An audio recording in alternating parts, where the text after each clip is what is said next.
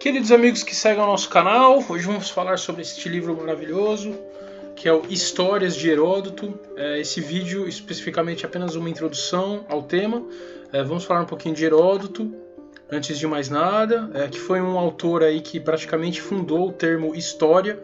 Então hoje, se você estuda história, né, cursa, gosta da disciplina na escola, você deve um pouquinho aí com certeza a Heródoto, que foi basicamente o fundador, porque ele foi um dos primeiros que começou a investigar, a relatar aquilo que ele via ao redor dele, politicamente falando, economicamente falando, com a sua visão, né? Então esse termo história ele vem de histório, que significa em grego como se fosse o conhecimento através da investigação. Então o Heródoto basicamente ele fundou esse termo, né, que depois viraria uma disciplina depois de muitos anos. Como é uma obra muito antiga, é difícil de dizer exatamente quando que ela foi feita. Estima-se que foi há 500 anos antes de Cristo, e eu vou falar um pouco mais na frente aí desse vídeo o quão importante que isso é para nós, principalmente aquele que é como eu, que é apaixonado, né, por história, por mitologia. Então ele foi aí feito, né, há uns 500 anos antes de Cristo. Estima-se que o Heródoto mesmo ele nasceu em 480. Então esse livro deve ter sido feito mais precisamente em 460, ali 450.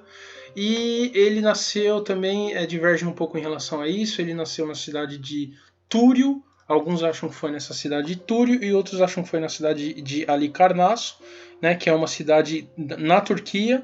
Apesar de ser da Turquia, era uma cidade de helênicos também, isso a gente vai falar um pouco mais para frente.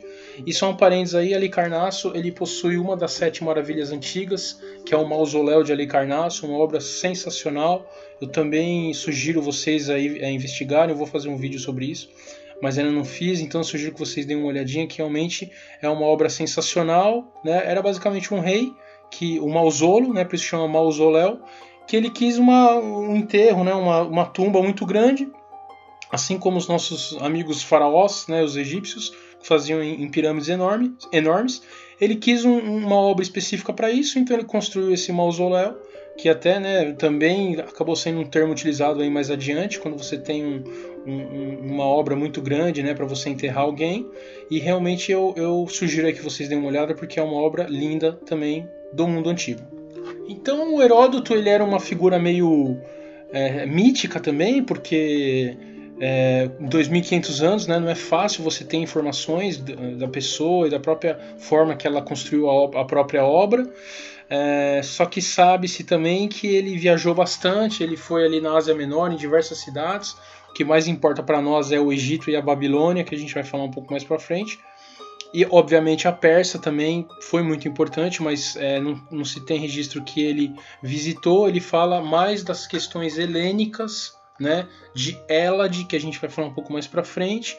Mas eu gostaria, pessoal, fora tudo isso, de trazer uma análise também, né, uma reflexão, que assim...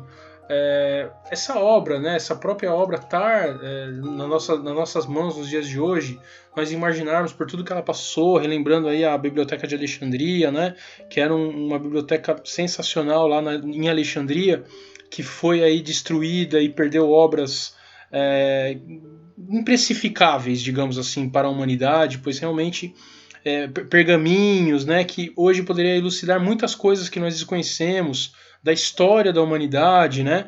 Então, só de nós termos um livro como esse em mãos, traduzido para nossa língua, com comentários atuais, em um português atual, realmente assim, nós temos que ter muita gratidão sobre isso, né? Pensando também fora a questão da Biblioteca de Alexandria, eu também gostaria de fazer um link naquele livro O Nome da Rosa, que ele também sempre discute muito essa questão dos livros e de como é difícil você manter, houve muita escuridão na história da humanidade, muitas pessoas, muitos reis que quiseram destruir o conhecimento, então só de uma obra dessa chegar às nossas mãos é realmente algo fantástico, tá? Então eu sempre gosto de lembrar essas questões, porque a gente está falando novamente de um livro de 2.500 anos, então obviamente a gente não tem toda a informação que a gente queria, mas no próprio livro diz que vários outros autores que chegaram também até nós discordam um pouco de Heródoto, mas mesmo assim, só de ter uma visão que obviamente é impossível ter uma visão exata, 100% verdadeira, mas só de uma visão daquela época, dessas guerras, que a gente vai falar das guerras médicas, de como eram as civilizações, os egípcios, os babilônicos, que é a parte que eu mais gosto, apesar de todo mundo, né, sempre lembrar de Heródoto pelas guerras médicas, que foi as guerras entre a Grécia com a Pérsia. Eu sempre gosto muito de falar das civilizações menos discutidas, porque realmente eles trazem questões culturais muito, muito complexas, e isso faz com que a gente saia um pouco do nosso dia a dia, da nossa visão de vida, que é sempre a mesma coisa, para algo maior. Tá? Então esse é um comentário que eu sempre gosto de fazer para a nossa reflexão. Bom, a obra foi escrita no idioma iônico, né, que é um dos idiomas helênicos, que a gente vai falar agora, né? Era uma tradição, a gente percebe, obviamente, quem traduziu, né, que eu vou falar um pouco mais disso também mais à frente, quem traduziu, que conhece muito de grego, diz que está muito presente, muito forte, uma escrita que se percebe que veio de uma tradição oral, né? Isso a gente viu muito também, para quem quiser se interessar aí, na Teogonia de Hesíodo. A gente viu muito isso, que são os aedos, né, que eram os responsáveis. Isso é uma coisa maravilhosa também da gente pensar, gente. Sempre pensando naquilo, vamos pensar fora da nossa rotina, da nossa caixinha, da nossa cabeça, que é muito limitada pelo nosso tempo, sempre é. Apesar de tanta tecnologia, nós ainda somos tão limitados. Pensar um pouco além, pessoal, os aedos, o que eram os aedos? Eram os poetas que cantavam essas tradições nas ruas, passavam de pai para filho. Eles eram, olha a função desses aedos, pessoal. Eles eram os detentores do conhecimento e passavam esse conhecimento de uma forma tão bela, né, tão maravilhosa. Então, há muita tradução também falada nesses livros. Então, muita coisa, obviamente, que o Heródoto escreve, ele ouviu de outras tradições faladas, o que é uma coisa muito interessante, né? E aí, expondo mais a questão dos helênicos, né, que ele sempre fala aí no livro todo, o que seriam exatamente os helênicos, né, pessoal? Pessoal, essa é uma questão também fundamental, e para nós é tão sensacional tentar pensar em algo como isso, pessoal. Olha só, os helênicos, pessoal, eram um povo que achavam que tinham algo em comum, né? Então eles não chegavam a fazer uma nação. Não é que nem hoje a gente vê, pô, eu sou brasileiro, né? Apesar de eu ser de São Paulo e ter conterrâneos, compatriotas meus, brasileiros que moram lá no Nordeste, nós somos brasileiros, nós temos a mesma nação. E isso antigamente, pessoal, não ocorria, né? Não ocorria. Então cada cidade-estado, Atenas, Esparta, era completamente independente. Mas eles se achavam comuns exatamente por essa descendência, pessoal, essa ascendência, né, helênica. O que era essa ascendência? Essa história, pessoal, é simplesmente o que eu acho a mais sensacional de todas. O que é essa história, pessoal? Olha só, existia lá atrás um titã, né? O que eram os titãs? Eram como se fossem deuses muito antigos, que tiveram uma briga com Zeus, né? Que era todo o panteão de deuses aceitos pelos gregos. E só que os deuses que eram da família de Zeus brigaram com esses titãs, né? Então que o Prometeu era um titã, é como se fosse um semideus. Quem não conhece muito bem a história, pensa dessa forma. É como se fosse um semideus, tá? Era um semideus que roubou o conhecimento dos deuses e entregou para os humanos, né? Muito semelhante à mitologia bíblica da cobra que deu o fruto do conhecimento para o homem, né, para Adão comer. Mas isso são outros 500. Mas olha que interessante. Os filhos de Prometeu, houve um enorme dilúvio. Olha só, pessoal, dilúvio, né? Como pode? Igualzinho à Bíblia também, para vocês verem como a história que nós conhecemos realmente ainda está muito distante do real. Então esse Prometeu, ele teve filhos. Entre um desses filhos foi o Deucalião, tá? O Deucalião, que sobreviveu ao dilúvio enviado por Zeus, tá bom? E esse Deucalião, ele teve um filho que era Heleno. Olha que loucura, pessoal. Esse Heleno, ele teve diversos filhos também. Doro, Eolo, Arqueu e Ion. E esses filhos, cada um deles se tornou um rei. esses povos são os helênicos. Então olha que loucura, pessoal. O mito, ele se confunde. Na história grega, isso é muito comum.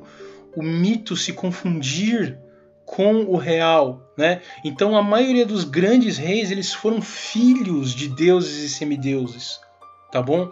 Então olha que sensacional, pessoal. Então, esses eram os helênicos, tá bom? E todas essas nações, elas se autodenominavam Elade, que era como se fosse filhos de Heleno, tá bom?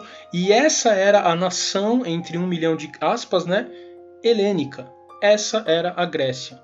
Então a história fundamental que Heródoto vai contar em todos esses livros é a história dos helênicos. E o mais interessante, pessoal, novamente para a gente pensar fora da caixa, né? Vamos pensar novos significados para tudo.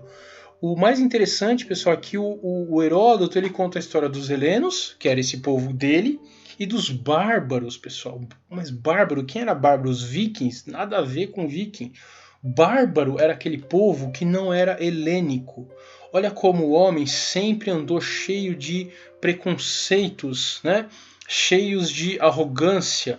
É a mesma coisa que hoje, pessoal, a gente falar cristão e pagãos, ou qualquer outra religião, judeus e gentios, né? O que isso significa? É a minha versus a do resto do mundo, né? Então isso, pessoal, é muito interessante. Então o momento todo, até as nações mais avançadas, os persas, os babilônicos, os egípcios, para Heródoto eram bárbaros. Então realmente esse é um conceito, pessoal, fenomenal, que nós temos que refletir muito sobre ele.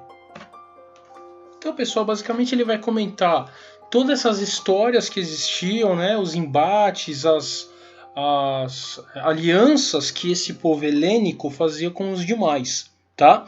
Quando a gente pensa nas histórias do Heródoto, a primeira coisa que vem à mente eram as guerras púnicas, né? O que eram as guerras púnicas? Era a guerra dos helenos, que a gente acabou de comentar, com os persas.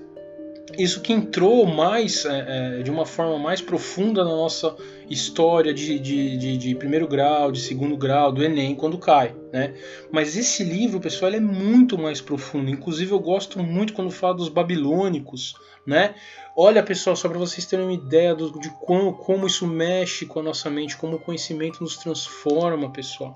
Dentro dos livros do Heródoto, ele fala que esse povo helênico, eles tinham um hábito que era copiado por outros povos e que por muitos povos eram vistos como um hábito sujo, que era algo inacreditável, pessoal. A gente pensa nos gregos, a gente pensa em heroísmo, nos 300 de Esparta, né? Qual o hábito, pessoal, que os helênicos passaram para os outros povos? É algo inimaginável. Era um povo que passou o hábito da pederastia. O que é a pederastia, pessoal? Era o hábito de um homem mais velho ter relações sexuais com um menino ou com um jovem masculino também. Então não era simplesmente homossexualismo, né? Era uma relação física, sexual entre um homem mais velho e um menino mais novo. Então os gregos, os helênicos, eles passaram este hábito para os demais povos, pessoal. Pessoal, apenas o conhecimento liberta. Então, se a gente souber a história, a gente tira tantas coisas que a gente acha certa, que a gente acha que sempre foi dessa forma, a gente entende como o mundo funciona.